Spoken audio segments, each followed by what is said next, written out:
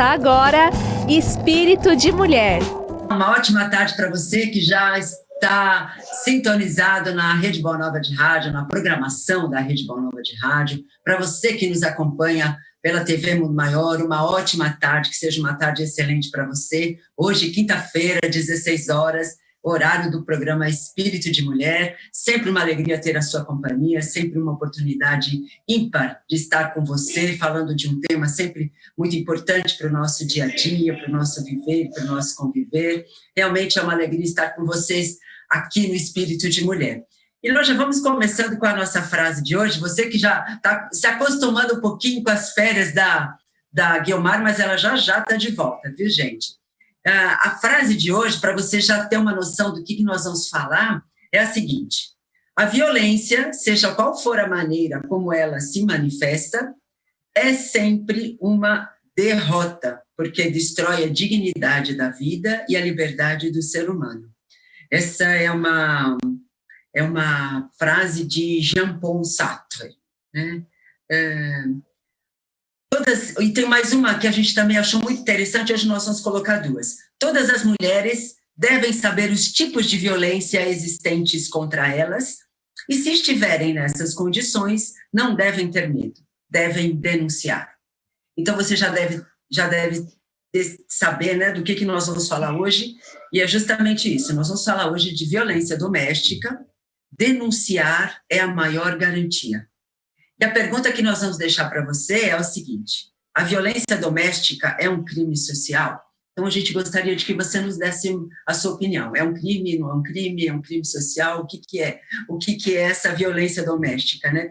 E participar conosco, nos auxiliando nessa reflexão importante desse tema, né? Já vamos convidando você a se preparar para participar através do telefone do ouvinte, o 0800 979 5011, ou 2457-5011, ou ainda pelo WhatsApp, 996433827.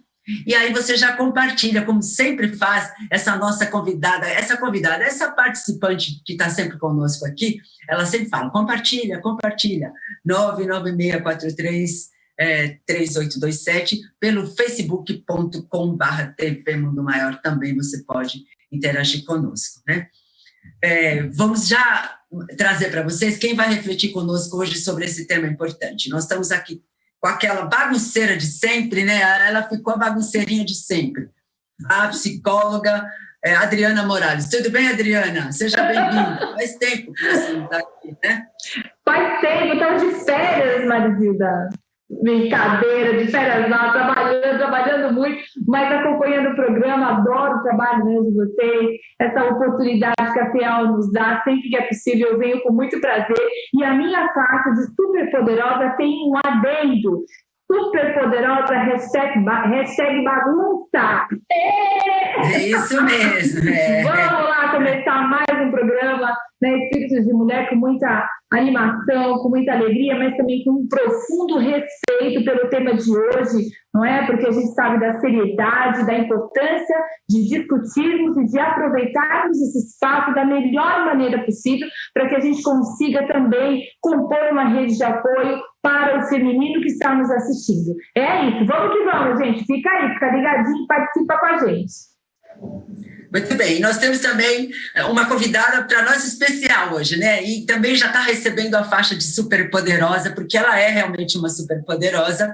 É a delegada de polícia, a doutora Maria Valéria Pereira Novaes de Paula Santos, que eu adorei o nome dela, porque é um nome comprido, lindo, adoro, né?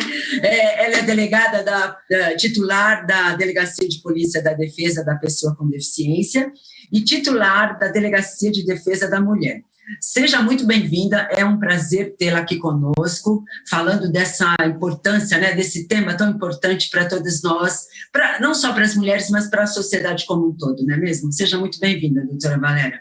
Agradeço muito o convite, estou às ordens, as senhoras, o que precisarem de algum tipo de, de conversa, eu estou aqui às ordens. Muito obrigado pelo convite, é importantíssimo para nós policiais termos esse contato com as pessoas. É importante para que nós possamos passar a elas o que é a realidade da violência e como que nós podemos ajudar com relação à violência. Muito obrigada, viu? Nós é que agradecemos, que para nós é também super importante, alguém que conhece muito mais profundamente, né, essa situação no dia a dia, então fica fácil de esclarecer para nós, né? Então, é assim, a violência contra a mulher, os novos dados mostram que não há lugar seguro no Brasil. É uma realidade, doutora? Eu acho que sim, infelizmente é.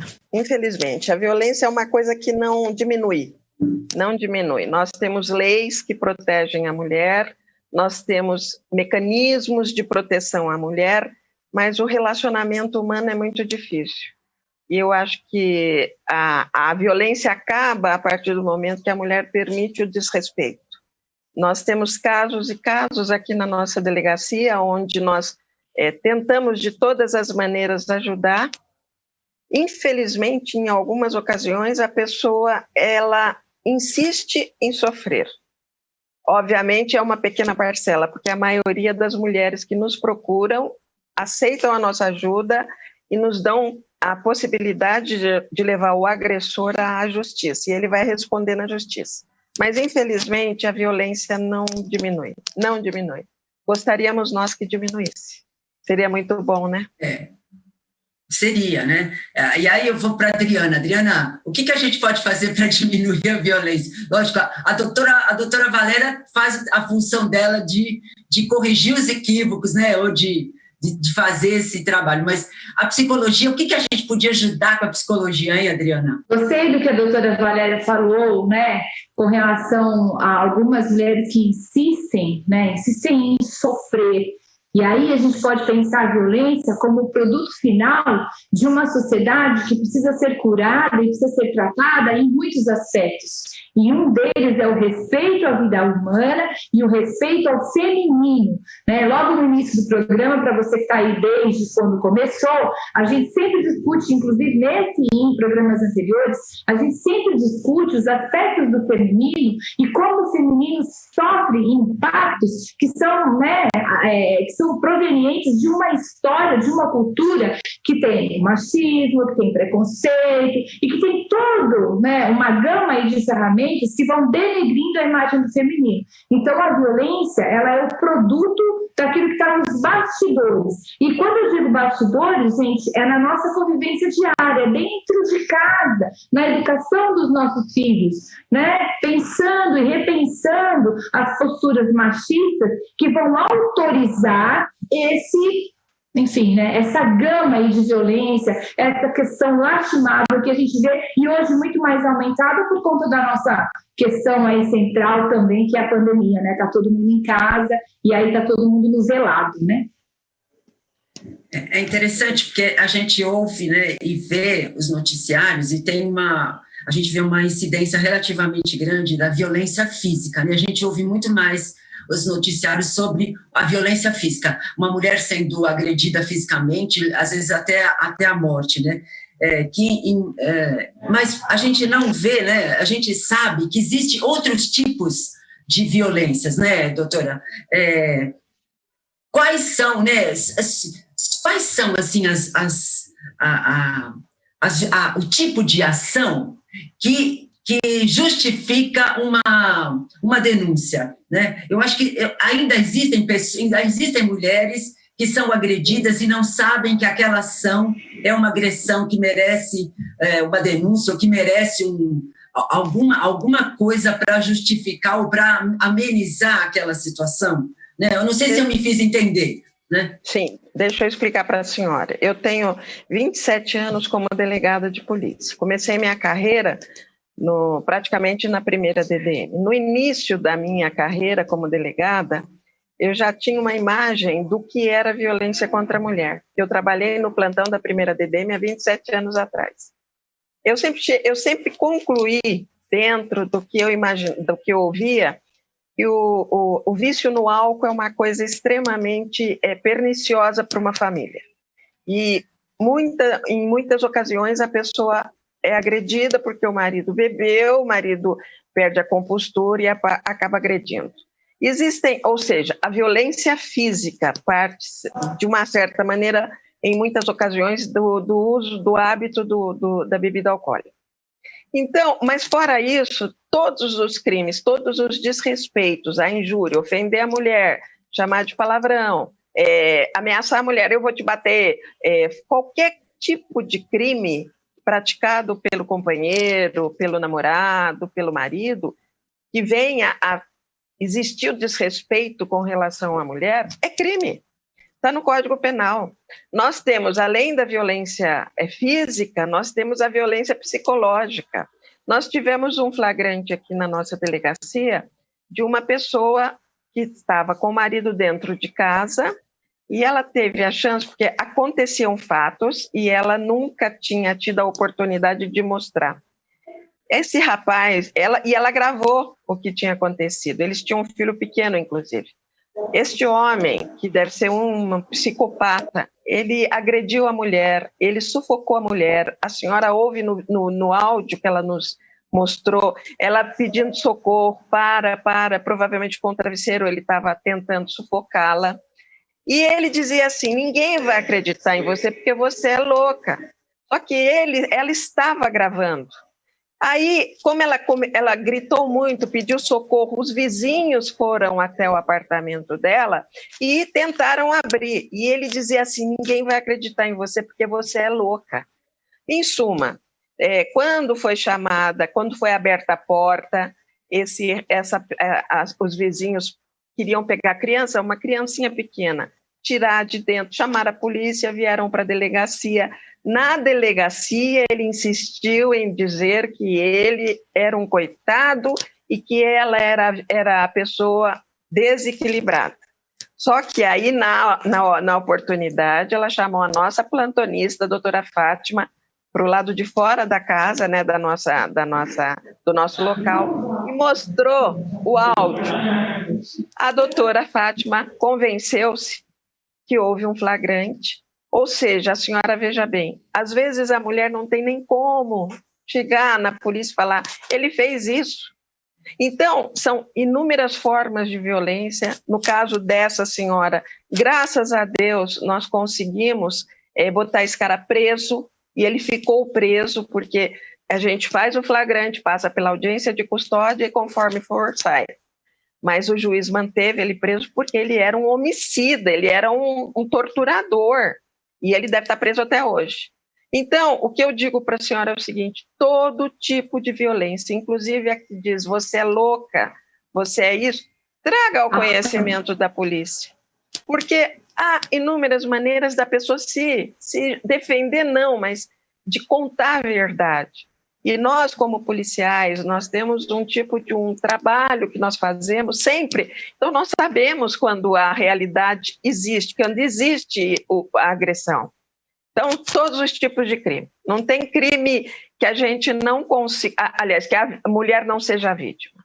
Não existe crime. Violência doméstica, violência física, violência moral, violência psicológica, violência emocional, todos os tipos. Fora as ofensivas, fora as ameaças e tal. Todos os crimes podem ser denunciados. Não tem justificativa mesmo, né? Isso não tem justificativa para essas coisas, né? Não, mas ele não sabia o que estava fazendo. Não existe isso. Fez porque sabia muito bem o que fazia, né? Aproveitar isso... Certo. Adriana, eu vou... Olha, você vai... Se você quiser comentar, você comenta, você sabe. Mas, olha, deixa eu fazer uma questão aqui para você a respeito disso que a doutora falou. A violência pode ser considerada uma questão de poder, né? As pessoas se tornam violentas quando se sentem impotentes, então ela quer ter poder, então ela se torna violenta, ou não? Isso é uma imaginação das pessoas que não sabem definir o que seja violência.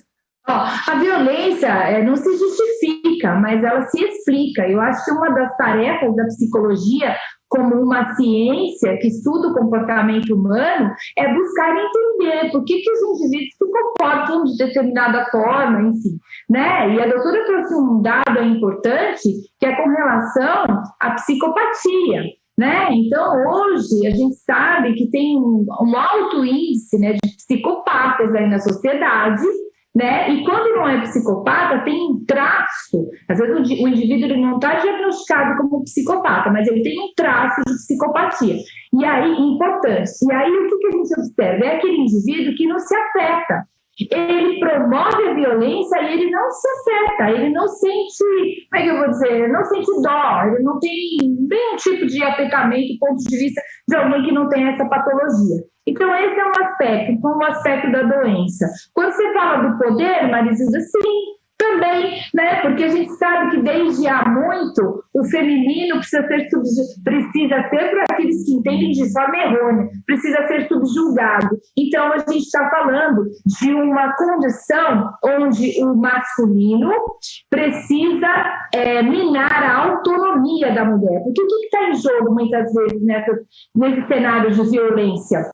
A autonomia da mulher. Eu estava aqui nas minhas pesquisas, né, colhendo informações, e eu observei que muitas vezes, quando a mulher se separa, e se separa por conta, né, de uma situação de violência, depois de muito tempo, o homem, ele ainda se incomoda, ele ainda é capaz de promover uma violência, assim como foi com a Maria da Penha, que já vinha sinalizando e já estava distante daquele indivíduo. Então, quando a gente fala, né, do porquê que comete violência, eu acho que é um conjunto de fatores, Marisilda, e a doutora também pode me corrigir, né, enfim, se eu estiver enganada. Eu acho que é um conjunto de fatores. Tem uma questão de doença, tem uma questão de poder, tem uma questão de construção social que denigre muito a imagem da mulher e que entende a mulher ainda como alguém que precisa se submeter à vontade e não necessariamente às dela, né? Agora, tem uma coisa importante. Às vezes a mulher não percebe, isso acontece muito aqui no consultório, às vezes a mulher ela não percebe que ela está sofrendo uma violência. Como a gente entende que está sofrendo violência, que está sendo vítima de uma situação tóxica, caótica, e principalmente quando se trata da violência moral? Gente, quando não está bom, quando está desconfortável, esse é um sinal, né? E a gente precisa entender quando está desconfortável. E precisa sinalizar, precisa verbalizar com coragem. Esse é um outro aspecto, a gente pode discorrer mais para frente, né? Porque muitas vezes as mulheres não denunciam porque elas têm medo de denunciar. E aí nós, enquanto sociedade, enquanto mulheres, precisamos nos apoiar e mudar o nosso discurso. Às vezes a gente não apoia a colega. A gente acha que a colega está louca. Essa coisa da loucura que a doutora falou é muito verdade. Porque a mulher é cíclica, ela oscila. A mulher tem ciclos, tem dia que ela está bem, tem dia que ela não está bem, e essa história da loucura tem sido construída, pautada muito por esse aspecto. Então a gente precisa deixar de ser inimiga, né, e rival para ser amiga, para ouvir e para dar crédito para quem está pedindo ajuda. Se você me permite, posso? É só botar um papel. É o seguinte, eu tive a felicidade de ter um pai e uma mãe muito carinhosos, sempre, somos 5 filhos. Eles já partiram, os 2. E nós fomos criadas, a minha mãe era uma guerreira e era uma pessoa que nesse negócio de patriarcado não existia na minha casa. Eu, às vezes, penso que eu sou um pouquinho fora da casinha, por quê? Porque, na minha visão, tá, eu me tornei delegada, eu assisto a violência contra a mulher, mas eu não admitiria, e isso eu pergunto para a psicóloga, eu não admitiria uma falta de respeito comigo, tá? Uma agressão comigo. E da mesma forma eu falo para minha filha que ela não pode admitir por parte do namorado, em suma. Como eu trabalho com a violência, eu gostaria até de perguntar para a senhora se existe algum tipo de influência da criação desse patriarcado antigo que nós temos, né, até por causa da nossa colonização, porque não é possível. Eu às vezes vejo pessoas que são agredidas permitindo serem agredidas. E como obviamente eu não vou falar para ela, você não pode aceitar isso, você tem que ser forte, porque cada um tem a sua fragilidade. Mas até gostaria de saber da senhora psicóloga, o que a senhora acha com relação... que acontece? Olha, doutora Valéria, isso também acontece no consultório de psicologia. né? Mas a gente, enquanto profissional, é como a senhora falou, a gente acolhe, a gente não pode direcionar. A psicologia tem uma compreensão, né, segundo a minha linha de trabalho, que é a psicanálise, que vai trazer a questão do ciclo geracional. O que é o ciclo geracional? É o seu lugar de pertencimento. É aquela coisa que acontece em casa, sabe? E que a gente acha que é natural, que é normal, e que há uma tendência em reproduzir. Para a gente romper esse ciclo geracional, a gente precisa passar por um processo de luto. E esse processo de luto muitas vezes é complicado. Por que é complicado? Porque a gente fica solto, tá? Se eu não pertenço a essa família, eu pertenço a qual família? Eu pertenço a que espaço? Então, por isso que eu digo que a questão da violência, ela é o resultado de uma sociedade que não pensa sobre os seus processos.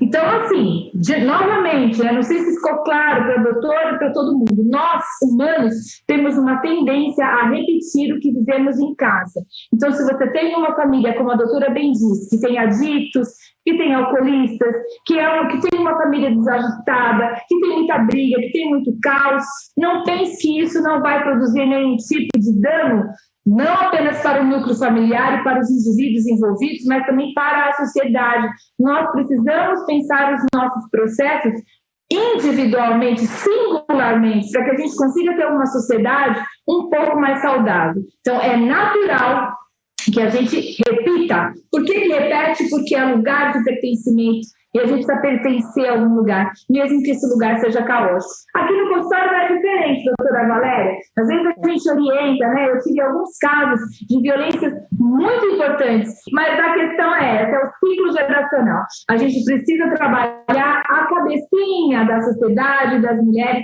para que a gente entenda que existem outras possibilidades de existência, para além do núcleo familiar. Que bom que a doutora Valéria teve um núcleo aí que apoiou e faz esse trabalho muito bonito aí pelas mulheres, pela sociedade. Pode ser, por exemplo, uma carência afetiva o fator relevante que prepondera em um relacionamento abusivo, né? As mulheres, elas devem ter autoestima. Por exemplo, a doutora Valéria tem uma autoestima porque lhe foi mostrado isso, né?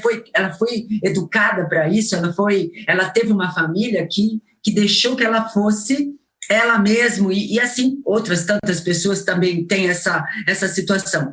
Mas como fazer com que essas pessoas que não tenham um recurso, né, tenham uma autoestima? Porque eu acho que falta autoestima nessas pessoas, né?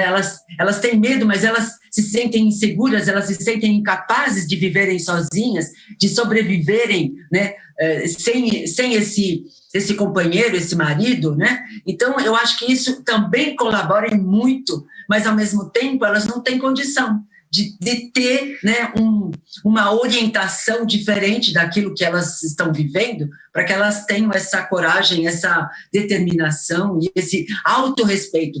Porque nós precisamos de ter autorrespeito, né, para sermos respeitadas. Né?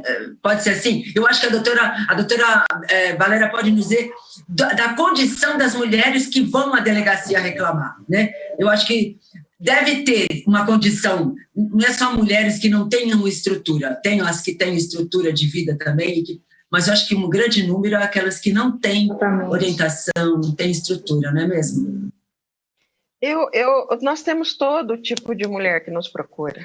Eu, às vezes, até sinto, assim, não é uma tristeza, é um desalento, porque a gente quer sacudir a pessoa, né? Falar assim, você não precisa disso, pelo amor de Deus, sai dessa, filha, mas a gente não pode fazer.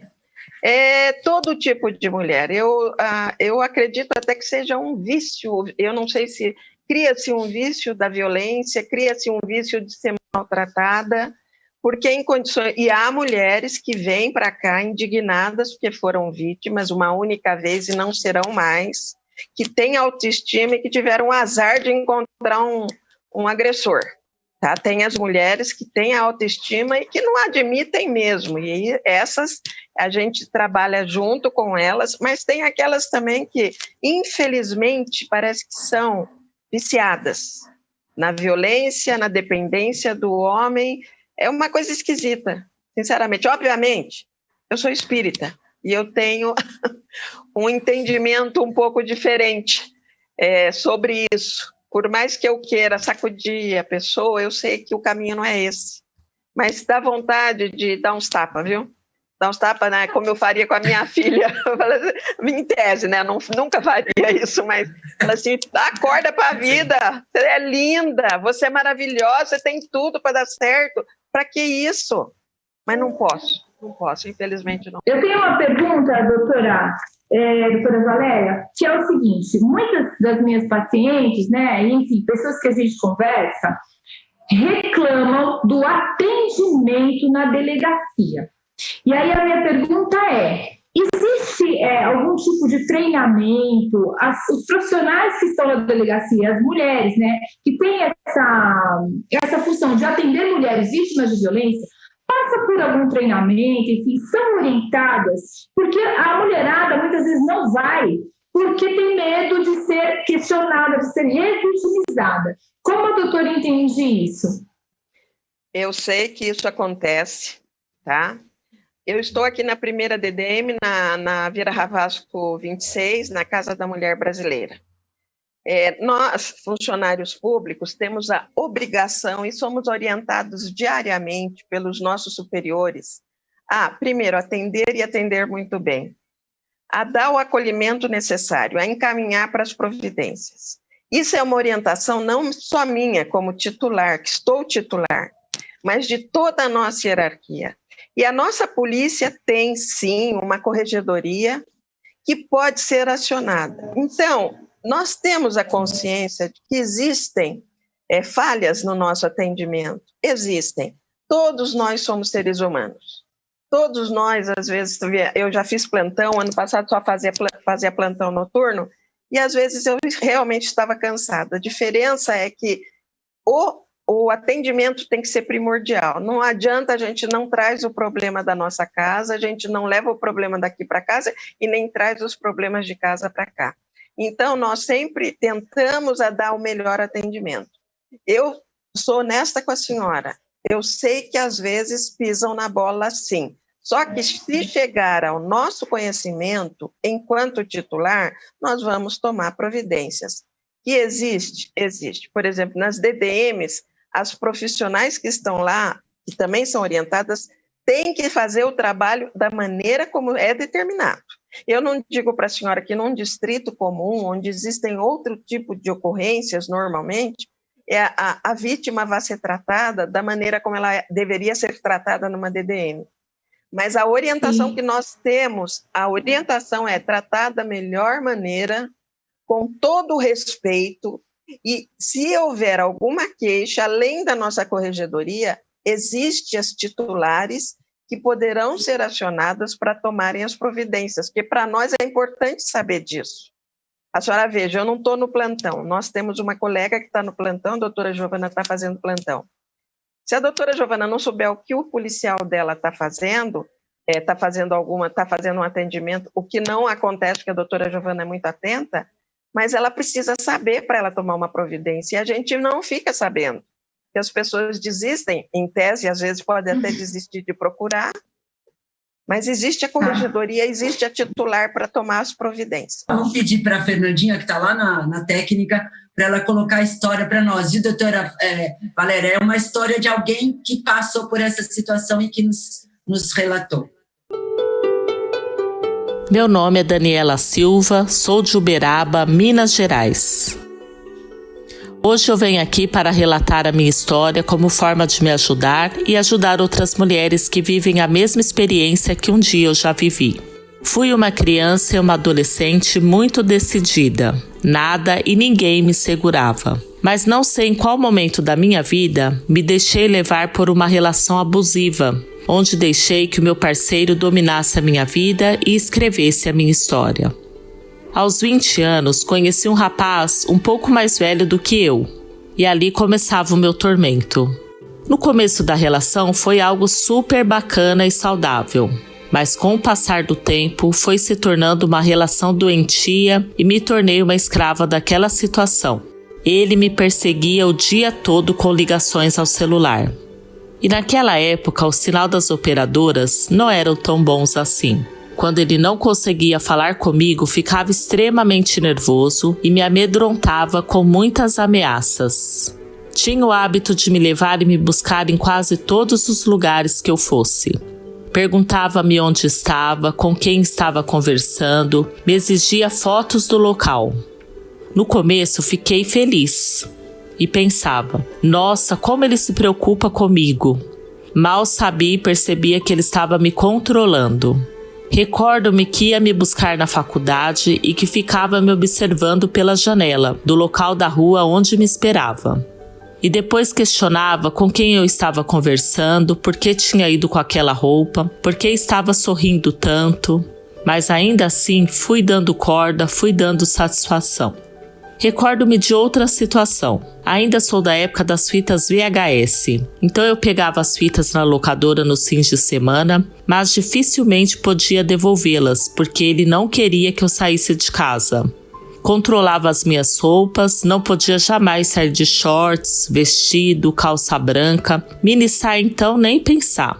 Até que eu quisesse, com o passar do tempo, eu mesma evitava, porque ao invés de ter a liberdade de expor o corpo, mesmo que de forma comportada, eu mesma passei a esconder, porque depois de todo esse controle passei a apanhar do meu namorado.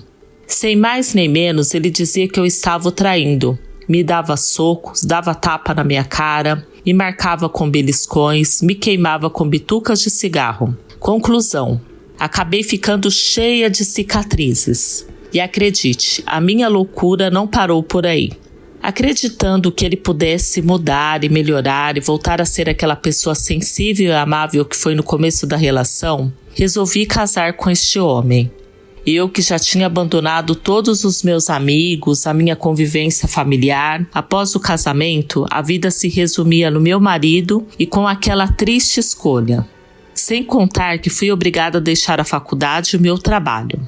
Eu trabalhava no banco, e trabalhar no banco há 20 anos era a certeza de um futuro promissor e de uma vida cheia de status.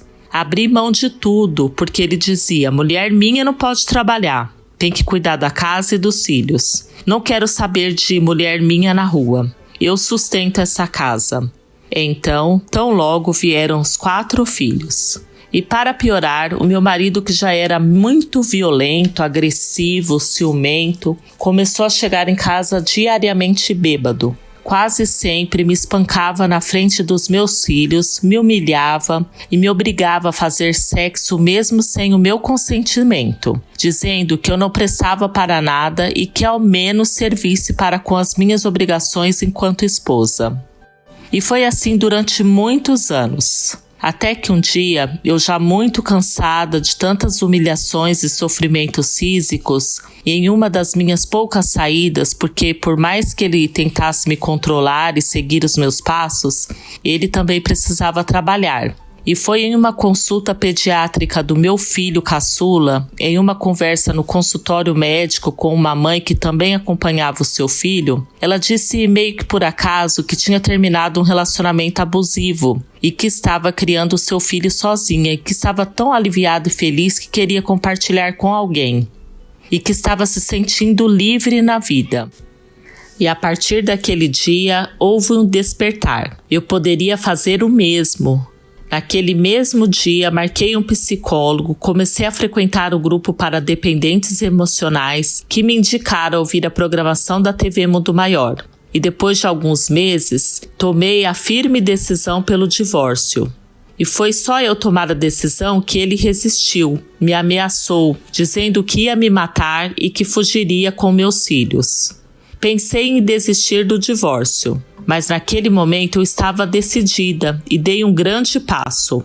Confesso que no começo ele ainda queria seguir os meus passos, insistia em me ameaçar, mas depois perdeu o controle sobre mim. Passado algum tempo, fiquei sabendo que já estava com outra mulher e que a minha história também se repetia com ela. Tratava-se de mais uma relação abusiva. Eu lamento por ela, mas comemoro por mim. Conquistei a minha liberdade novamente. Muito obrigada, Daniela Silva. Pois é, né? Acho que isso é uma história que se repete em muitas famílias, né? Com muitas mulheres, né, doutora? Infelizmente. Já tivemos casos de pessoas que estavam casadas há mais de 20, tem casos sempre, mais de 20 anos numa relação abusiva e, de repente, desperta. Os filhos crescem, essa senhora não esperou. Os filhos crescem e elas tomam uma providência. Tem muito caso assim, sim. Infelizmente, né? 20, 30 anos de casado e acontece.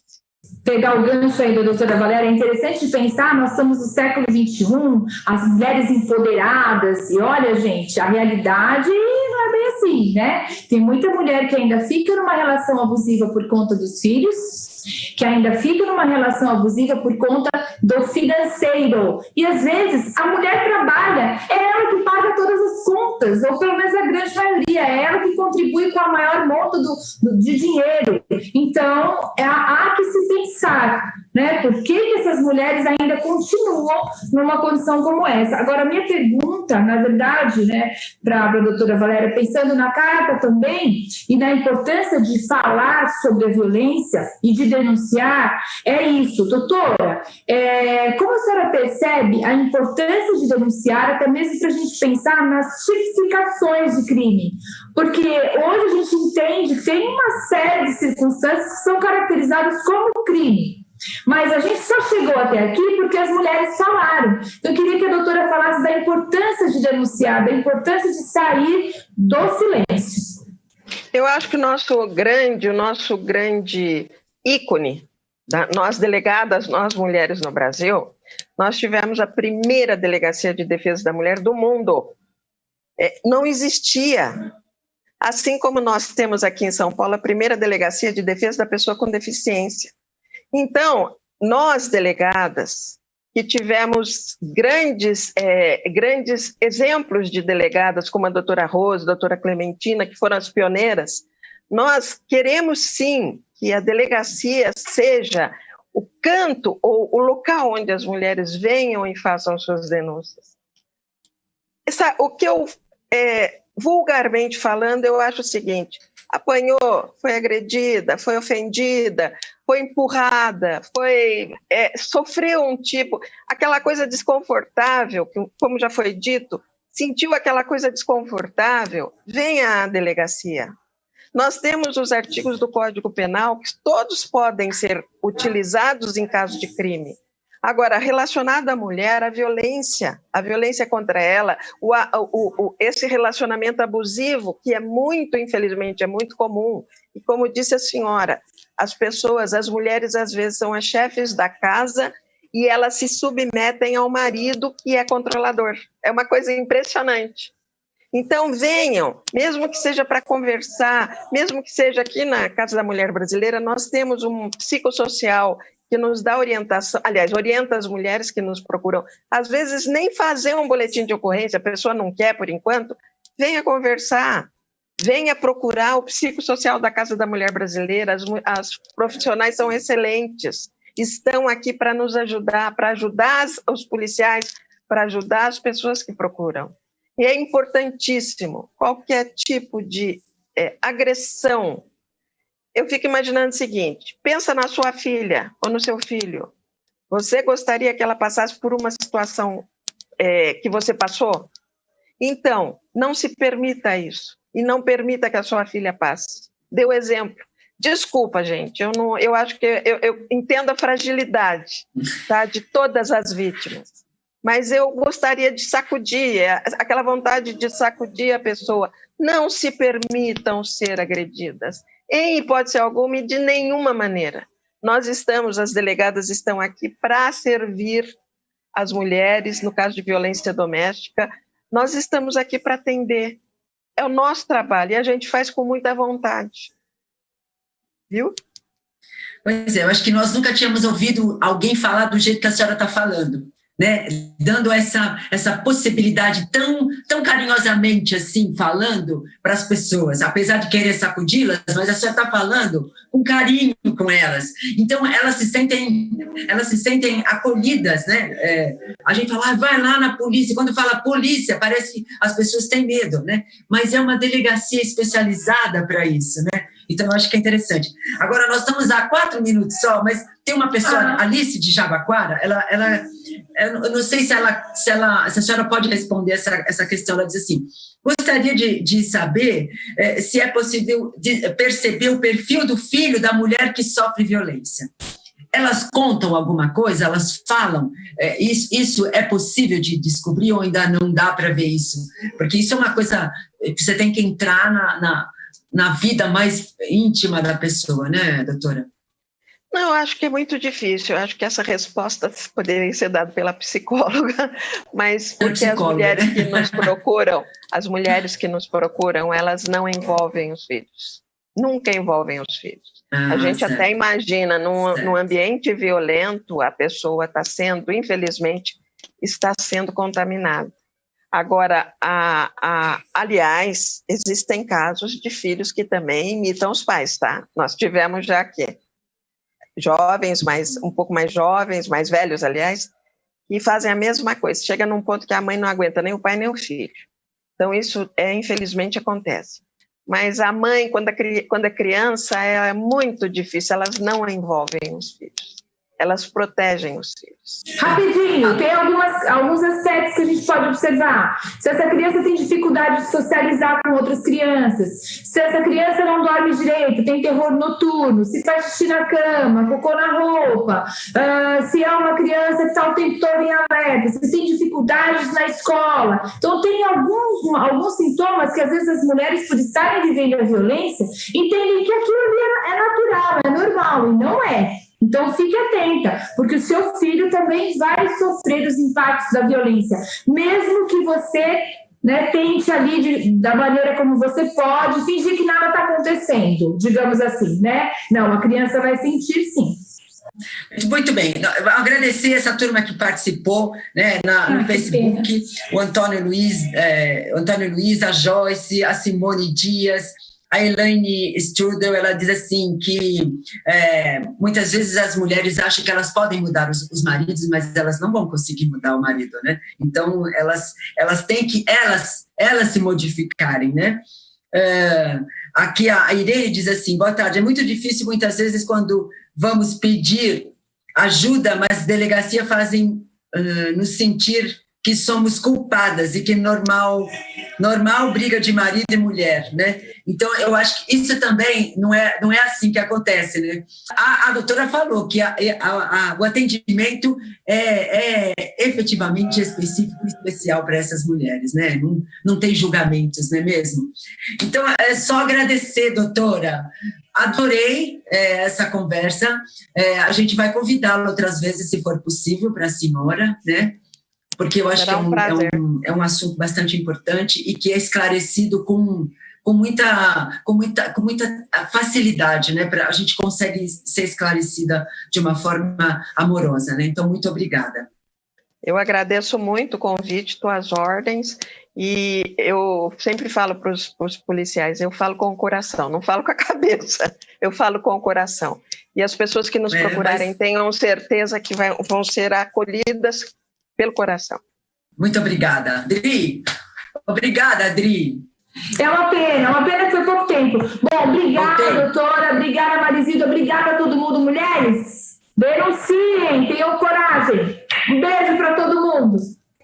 Agradeço as duas, né? Muito bom, super poderosas mesmo. E até a próxima quinta-feira, se Deus quiser. Foi uma alegria estar com todos. E obrigado pela participação. Até quinta, se Deus quiser, em mais um Espírito de Mulher.